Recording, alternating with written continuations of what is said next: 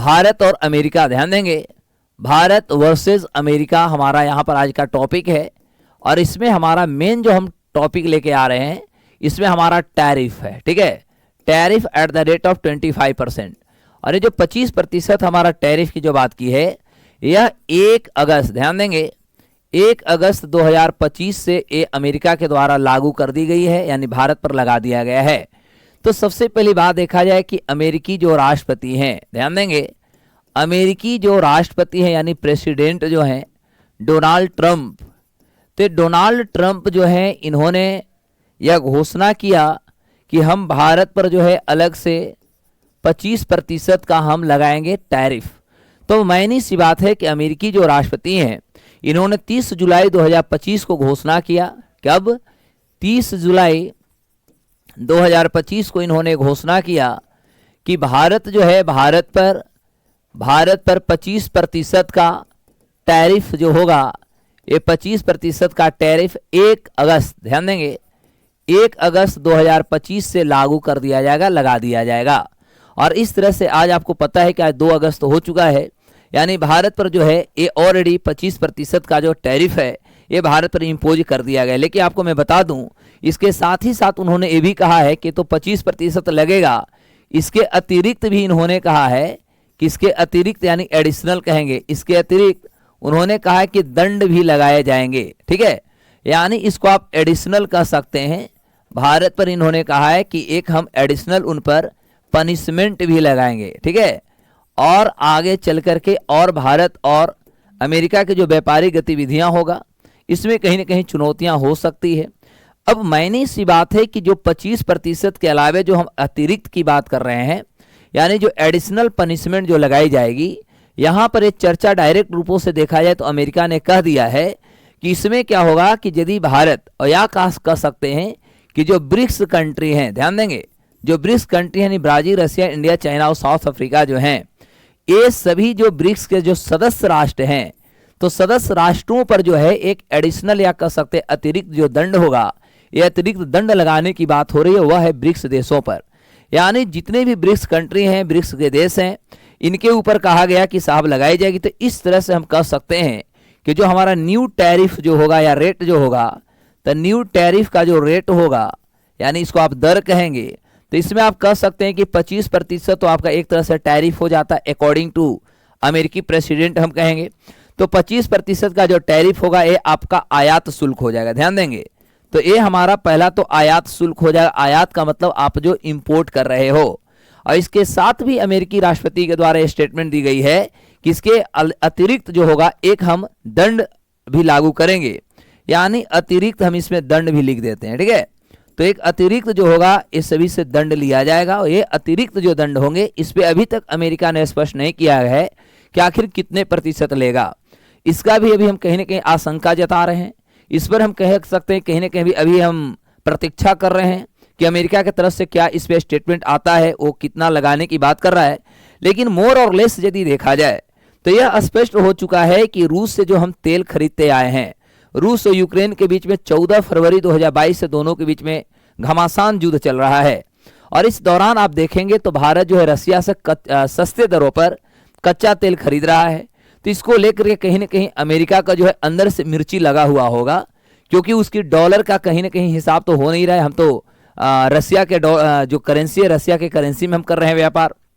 तो इन्होंने कहा है कि यदि ऐसा होता है तो जो एक अतिरिक्त जो टैरिफ की हम बात करें, अतिरिक्त जो शुल्क होगा, इसको एक अज्ञात दंड के रूप में घोषणा किया गया। अज्ञात यानी जिसका किसी प्रकार का कोई नोन नहीं है, कोई उसके बारे में पता नहीं है। अब इस पे क्या फैसला आता है, जब फैसला आएगा तो इस पे हम लोग चर्चा कर लेंगे। लेकिन इसका विवरण का हम सभी का इंतजार होगा। भारत सरकार भी इसकी इंतजार कर रही है।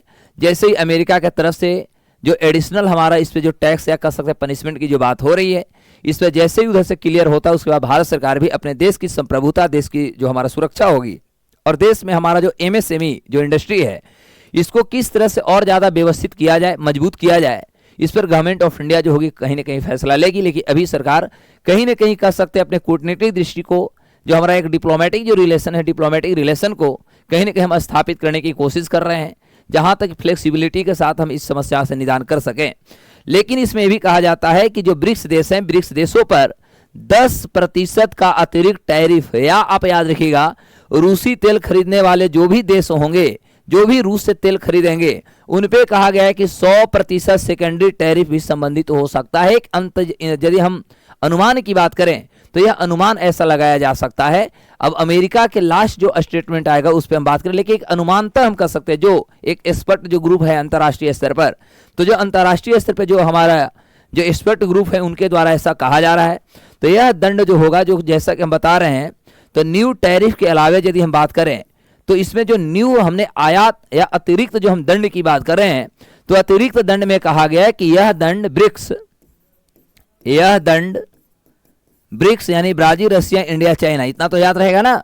तो यह जो आपका दंड जो लगेगी, यह दंड ब्रिक्स देशों पर 10%, ब्रिक्स देशों पर 10% लगने की संभावना है। जैसे रिजल्ट आएगा हम इस पे बात कर लूंगा, ठीक है। तो 10% अतिरिक्त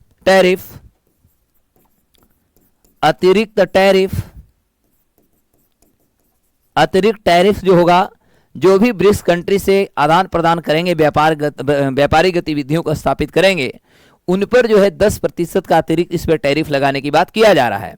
और साथ ही साथ मैं आपको बता दूं, या कर सकते हैं रूसी तेल, या यहां कर लो रूसी तेल खरीदने वाले देशों पर 100% सेकेंडरी टैरिफ, 100% सेकेंडरी टैरिफ लगाने का अनुमान है। यानी ओवरऑल स्पष्ट रूपों से आपको पता ही होगा कि रूस और अमेरिका के बीच में कोई आज नया विवाद नहीं है।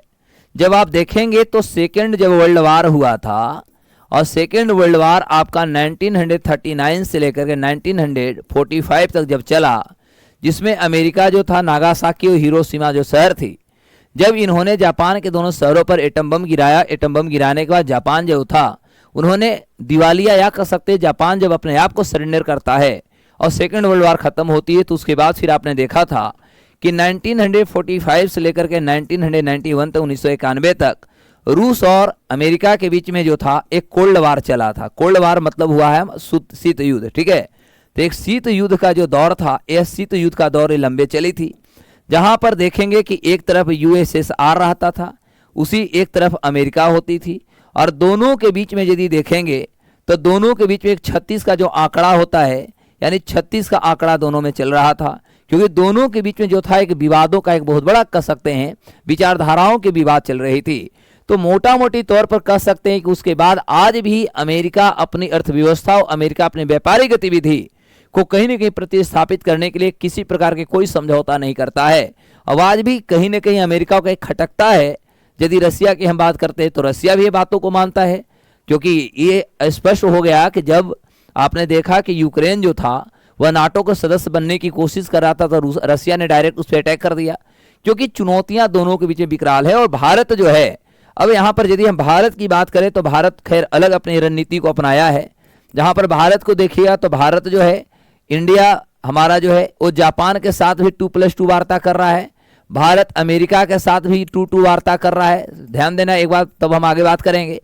भारत जो है ऑस्ट्रेलिया के साथ भी 2+2 वार्ता कर रहा है। 2+2 वार्ता यानी 2+2 जो डायलॉग होता है, तो भारत जो है मायने सी बात है अमेरिका के साथ भी 2+2 वार्ता कर रहा है, जापान के साथ कर रहा है और ऑस्ट्रेलिया के साथ कर रहा है। चूंकि आपको पता है कि जितने भी 2+2 वार्ता होते हैं, चाहे भारत अमेरिका, भारत जापान और भारत ऑस्ट्रेलिया, यह हमारा क्वाड के कंट्री है। क्या है? क्वाड देश है, ठीक है, या कह सकते हैं क्वाड के सदस्य हैं।